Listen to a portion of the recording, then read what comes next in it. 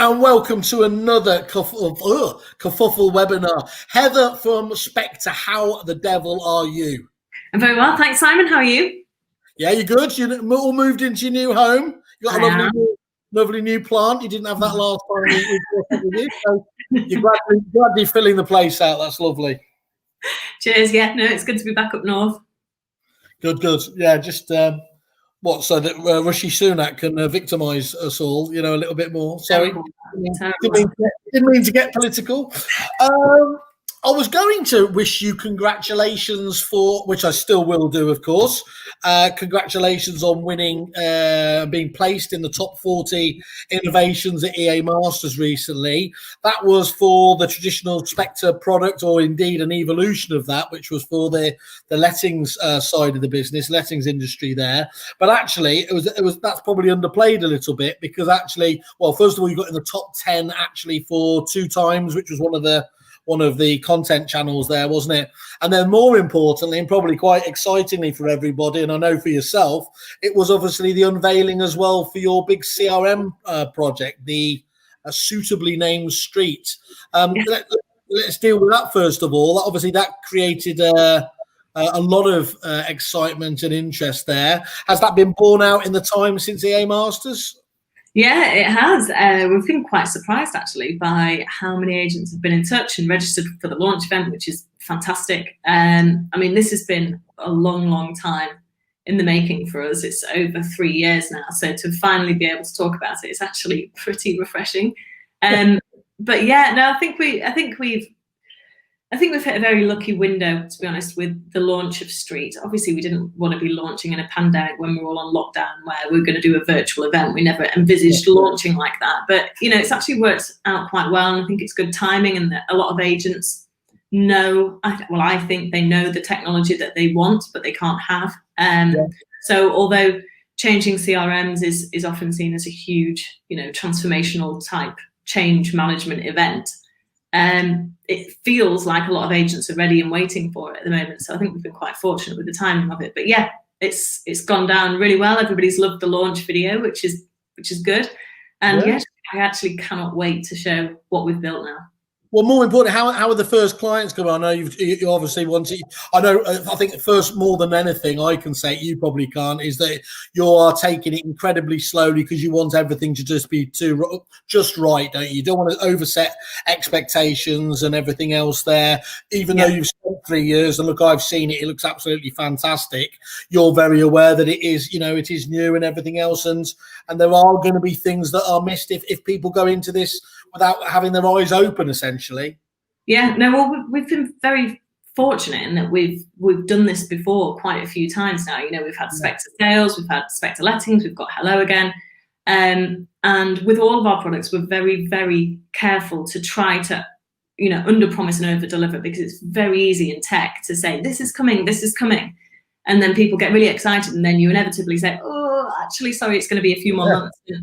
We just didn't want to do that. And I think this industry in particular is tired of getting that message. So yeah, we've had it in private beta for months now. So it's in agents, it's live, it's being tested to death.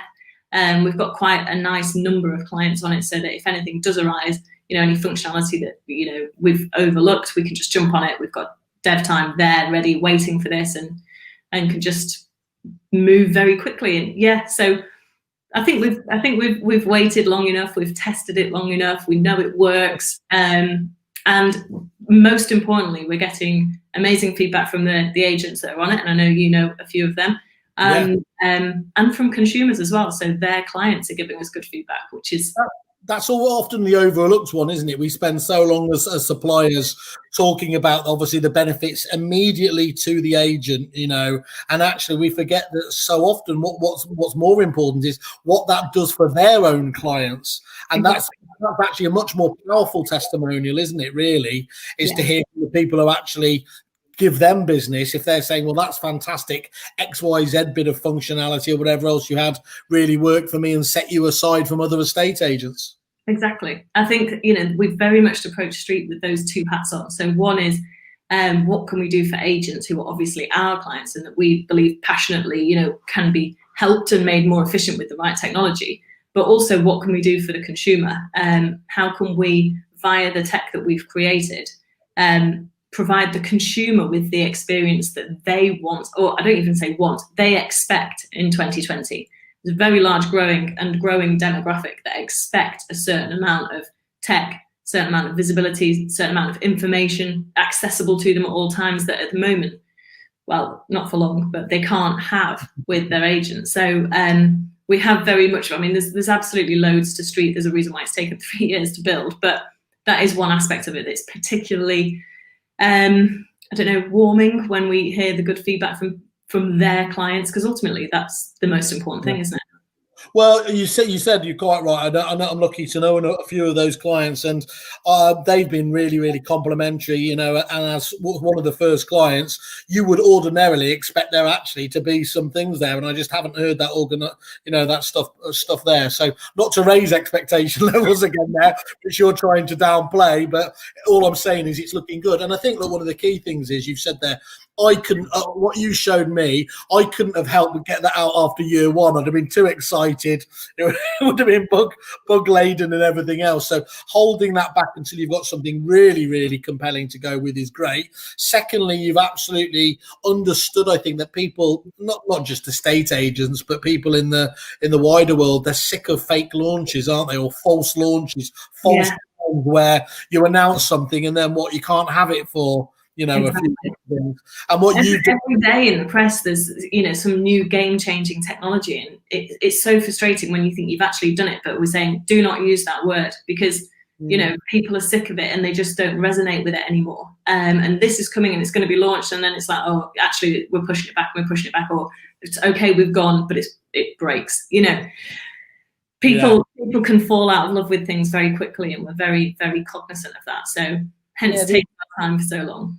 Yeah, the attention span's there, isn't it? And then it can very easily get distracted, and it's harder to win it back a second time. But what you've done there as well is, I know you've there can't be many developers in Manchester that haven't heard of you recently, because you've been recruiting at a rate of knots to make sure that, of course, not only does Street get the attention, but you don't want it to slow down all your other key areas of the business, do you? So no, we've grown our team by a third during the pandemic, which has all been developers and one customer success person. So I am on a few more podcasts next week around tech and the Manchester scene as well. So there are other podcasts and webinars. That honestly, let me down lightly, Jesus. No, it's attracting the best talent. I mean, it's so important. That's our business. We have a rule that we only employ senior, experienced developers, and we have them in house. We don't outsource the tech. We don't get junior developers. What we're building is complex, and this industry is complex, despite what the consumer may think it is a very complex industry. So you need to know a deep understanding of the industry and a deep understanding of technology and addresses. So we have an entirely separate team for the data science stuff. So we've got that fantastic thing. I always said I just believe the absolute holy grail of systems is to have the Spectre style, whole of market data overlaid and being able to integrate with a CRM system is tantalizingly exciting for an agent who obviously, first of all, they want their tech suppliers to work together anyway, but secondly, those two are made for each other, aren't they? They're just perfect fellows. They go hand in hand, and you look at other industries and other billion-dollar CRM companies, and that's exactly what they do. You look at HubSpot; they've got sales and they've got marketing. We just need to catch up, and that's what we've strived to do. Good. Well, hopefully that's good. Before we just bounce off that, Christian's just jumped in with a quick. He's just looking forward to the launch. Looks great from the teaser videos. That's what teaser videos are there for, Christian. Does Street have any integrations, or can we integrate our services into it? No, it's a really good question. So one of the, obviously, from our point of view as Spectre, we started Spectre as a tool that we thought we would love to integrate with CRMs. That was 5 years ago. So naturally, when we set out to build Street, we built it from the latest technology with the foundation of having an open API to do exactly this. So yes, it does already have integrations, and yes, as long as we've written all our API documentation, it is open. Anybody can integrate if they want to. Perfect. There you are, Christian. Perfect answer on the front. No hint of a politician's answer there. That's brilliant. But what we're doing today anyway, Heather, apart from obviously just shouting about the excitement of the street, is this obviously was about the idea and innovation that was recognised at EA Masters, and it was a predominantly a letting solution. Do you want to just give an overview of what this innovation was about and why it was so relevant for so many agents? Yeah, so we started off 5 years ago with Spectre sales, and quite rightly we got feedback, pretty early on, why can't you do this for lettings? So we set out to do it. It's slightly more complex with lettings because the data is a little bit trickier. You need to be a little bit more sophisticated, but we got there over the course of a few years. And basically what we've built is the ability for Spectre to identify properties that are both currently being advertised to let in an area with the full address, and properties that are currently let. So like a huge database of properties that are currently let in your area, with as many details as we can possibly give you about every single one of those properties. So when it was last sold, how much for, who's listed it now and previous listings, and how much was it advertised for, when do we think the tenancy start date was, all of this sort of stuff. So the idea is we can bring an element of sophistication and automation to lettings prospecting, or prospecting for landlords, which up until now, you just couldn't do. Well, you could do, but it was extremely manual and time consuming. And because of that, I think it's fair to say when we ask agents, what do you do to, actively prospect for landlords? The answer is often, well, we don't. Our portfolio grows organically, or maybe our portfolio doesn't grow organically, but we don't actively target landlords. Yeah. And I think it's a really interesting point, because if your portfolio is growing organically, you're doing all the hard work anyway, because you're obviously providing a decent service that it's growing organically. So go out there and tell other landlords that aren't with you that you're doing a good, you're offering a good service. You clearly are. But obviously before now, doing that was very, very difficult. So what we do is we get all of that data in one place, and then we've built some quite cool features to make it much easier for you to reach those landlords at the right time, with the right message and to the right people as well. So let me explain that a little bit. So whilst we have the addresses of the properties to let or let, the next step for a lot of agents is, right, okay, well, I've got a ton of data myself. How can I cross-reference my data with your data to attach landlord details where we have them? So one aspect that we've built is the ability to upload your own landlord data.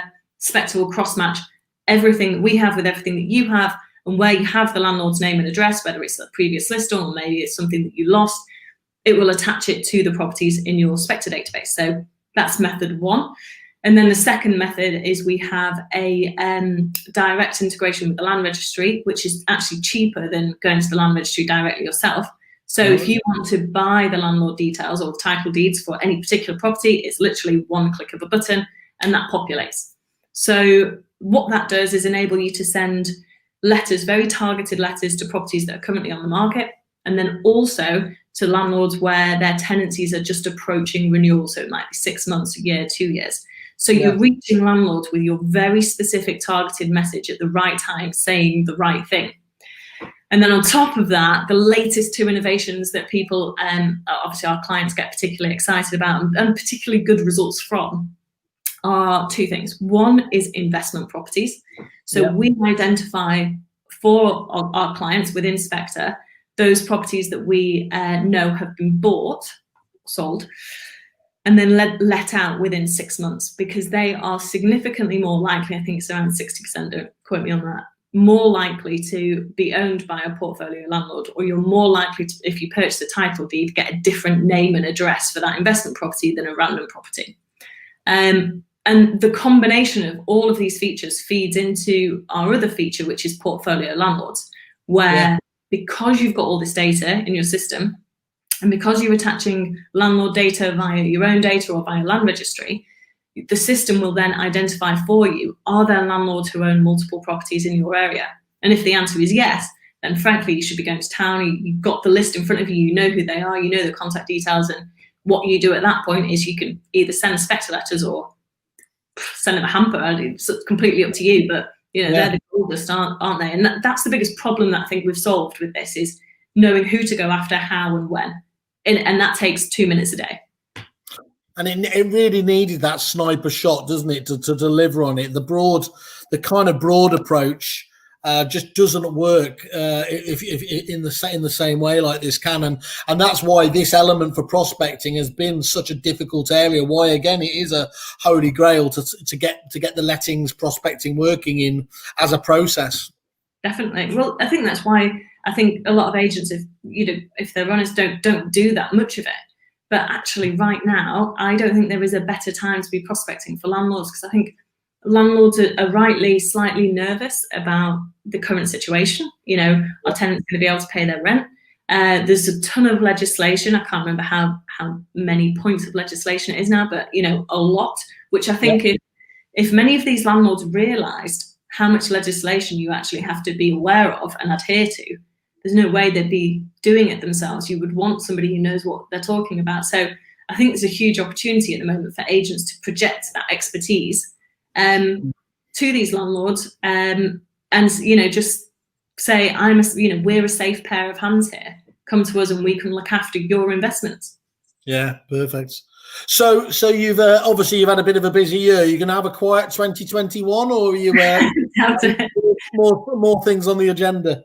Very much doubt it. No, we've got some big plans for Spectre, big plans for Hello Again, and obviously Street is pretty huge as well. So yeah, sounds like we've got a wait list until Q2 2021 on Street already. So wow, it's ours to mess it up at this point.